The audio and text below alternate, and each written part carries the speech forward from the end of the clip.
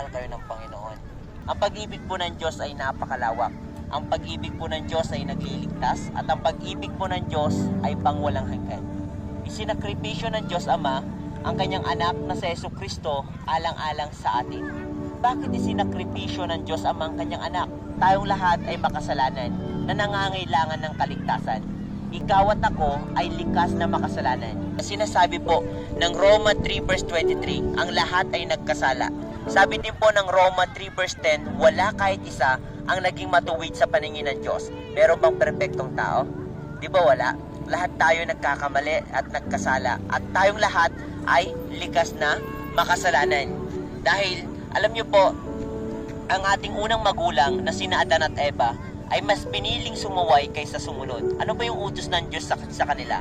Na huwag nilang kainin yung bungang kahoy na nagbibigay kaalaman patungkol sa mabuti at masama. Ang tanong, sila ba'y sumunod o sumuway? Sumuway. Simula nung sumuway si Eva at Adan, pumasok ang kasalanan sa mundo. Na dahil sa kasalanan, napahiwalay tayo sa Diyos. Na dahil sa kasalanan, naging kaaway tayo ng Diyos. At dahil sa kasalanan, napipilitan tayong gumawa ng kasamaan. That's why meron pong nagnanakaw, may nagsisinungaling, may pumapatay, at sa dami po ng mga kasamaan sa mundong ito. At dahil din po sa kasalanan, nagkaroon ng two kinds of death. Sabi po ng Roma 6:23, ang kabayaran ng kasalanan ay kamatayan. Ito po yung physical na kamatayan at yung eternal death. That's why meron po namamatay. Kahit, alam niyo po, kahit na tayo po ay lumapastangan sa Kanya, kahit na tayo ay napalayo sa Kanya dahil sa kasalanan, ang Diyos pa rin ay gumawa ng kaparaanan. Anong kaparaanan? Isinakripisyo niya ang Kanyang kaisa-isang anak na si Jesus. Bagamat si Jesus ay Diyos din naman, na sinasambat dinadakila sa kalangitan, siya ay ipinadala ng Diyos Ama. Bagamat siya ay Diyos anak, ipinadala siya ng Diyos Ama at upang hanapin ang mga makasalanan tulad mo at tulad ko. 2,000 years ago, Jesus Christ, the Son of God, He came to this world and He died on the cross of Calvary because of our sin. Dumating siya para hanapin ang mga makasalanang tulad mo, tulad ko at tulad nating lahat. Dumating siya para, hindi para paglingkuran, kundi maglingkod, para magbigay ng buhay, kaganap-ganap at kasaya-sayang buhay, at magbigay ng pag-asa. Pero bago ang lahat, inako niya muna ang pinakamalalang sakit ng tao na hindi kayang operaan ng doktor, na hindi kayang solusyonan ng medisina. Inako niya ang pinakamalalang problema ng tao na hindi kayang solusyonan ng tao. Ano po yun? Ang kasalanan. Ito po yung inako ni Jesucristo. At siya po'y napako sa krus ng Kalbaryo, dala-dala ang ating kasalanan. At siya po ay namatay. Alam niyo ba? Namatay siya para sa ating kasalanan. At nabuyaboy ang kanyang banal na dugo na siya naghugas, nagtubos ng ating mga kasalanan sa ikapapatawad ng ating kasalanan. At siya ay inilibing. Inilibing siya at sa pangatlong araw, siya ay muling nabuhay. So, ito ang good news. Namatay si Jesus para sa iyong kasalanan at siya ay muling nabuhay para magbigay ng buhay. Alam mo bang tinalo na Jesus ang kamatayan at ang kasalanan? At meron siyang malaking regalong ipinagkakaloob. Ito ang kailangan ng tao. Ito yung pag-asa ng tao. Ang kailangan mo si Jesus. Hindi dito nagtatapos, kailangan mo tumugon sa panawagan ng Diyos. Una, magsisi ka. Sabi ng Acts chapter 2 verse 38, mangagsisi kayo at mga bautismo sa pangalan ng Jesus at mapapatawad ang iyong mga kasalanan at matatanggap ninyo ang regalo ng Diyos, walang iba, ang banal na Espiritu.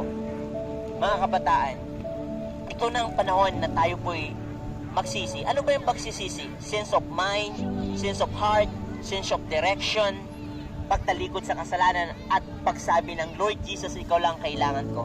Ang kasalanan, walang mabuting idudulot yan sa'yo. Tama? Ikapapahamak yan ng kaluluwa mo. Ang kasalanan, hindi kayang dalhin yan sa karya ng Diyos. Dadalhin ka yan sa impyerno. Ang kasalanan, cancer yan ng ating kaluluwa. Sabi ng Acts 3 verse 19, mangagsisi kayo at manumbalik sa Diyos.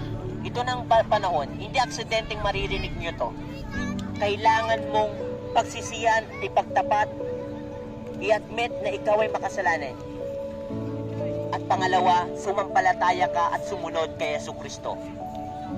Sabi ng Acts 16:31, sumampalataya ka sa Panginoong Hesus at maliligtas ka. Kilalanin mo si Jesus na siya ang namatay sa krus ng Kalbaryo para sa iyong kasalanan.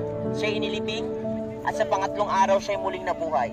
Sumampalataya ka sa Kanya na siya ang Panginoon at tagapagligtas ng buhay mo. Dahil siya lang ang makapagliligtas sa iyo. Sabi ng Acts chapter 4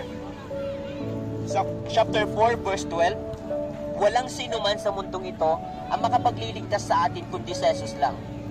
Sabi ng verse na yon, sa Gawa 4 verse 12, walang sino man sa mundong ito ang makapagliligtas sa atin kundi si Jesus lang. Si Jesus lang daw ang tagapagligtas. Dahil sabi ni Jesus sa John 14:6, sumagot sa Jesus, ako ang daan, buhay at ang katotohanan. Walang makakapunta sa Ama kundi sa pamamagitan ni Jesus.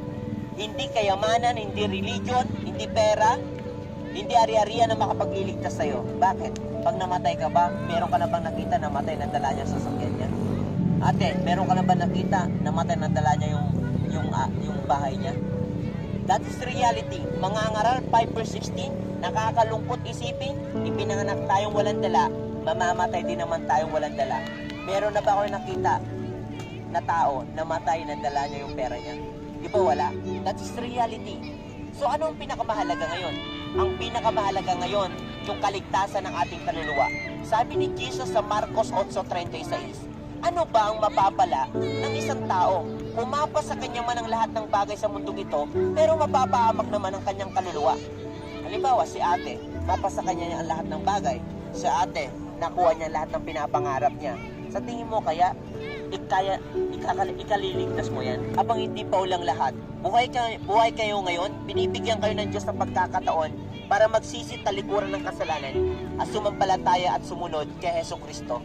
Dahil hindi sa lahat ng panahon at oras nandito tayo sa ibabaw ng mundong ito, tama? Dahil dumarating ang kamatayan ng biglaan. Meron kayong kaedad sa sementeryo. Meron kayong kaedad sa sementeryo. Sa sementeryo, hindi pantay-pantay yung mga namatay. Tama? Iba-iba yung taon. Kaya, kung nais natin maging sigurado at ligtas ang ating kaluluwa, yun ni Jesus. Talikuran ng kasalanan, sumunod kay Hesus Kristo. O Diyos, patawarin mo po ako sa aking mga nagawang kasalanan. Inaamin ko po na ako po'y makasalanan. Sa oras nito, sumasampalataya ako sa iyo, Panginoong Hesus, na ikaw ay namatay sa krus ng Kalbaryo para sa aking kasalanan.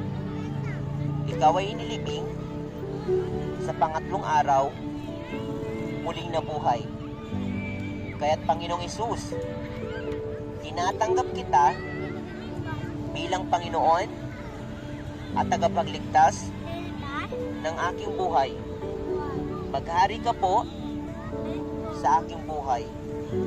Isulat mo po ang aking pangalan sa aklat ng buhay. Turuan mo ako sa pangalan ni Jesus